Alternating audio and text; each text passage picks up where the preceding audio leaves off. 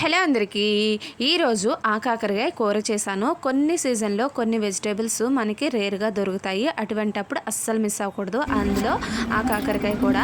అయితే నేను ఫస్ట్గా ఉల్లిపాయలు ఇంకా కాకరకాయలు పచ్చిమిర్చి కట్ చేసి రెడీ పెట్టుకున్నాను. తర్వాత స్టవ్ వెలిగించి పెనం పెట్టి ఆయిల్ వేసేసుకుని వేడెక్కిన తర్వాత ఉల్లిపాయ పచ్చిమిరపకాయలు ఫ్రై చేసుకుంటున్నాను. ఉల్లిపాయలు బాగా ఫ్రై అయిన తర్వాత రుచికి సరిపడగా ఉప్పు, కాకరకాయ ముక్కలు, ఫ్రెష్గా దంచుకున్న అల్లం వెల్లుల్లి పేస్ట్ వేసి మూత పెట్టి కాకరకాయల్ని పచ్చివాసన పోయేంత వరకు మగ్గపెట్టుకుందాం. మగ్గిన తర్వాత రుచికి సరిపడగా కారపొడి, వాటర్ వేసేసి మూత పెట్టి ఒక 5 నిమిషాలు ఉడికించుకుంటే కాకరకాయలు చాలా తొందరగానే ఉడికిపోతాయి.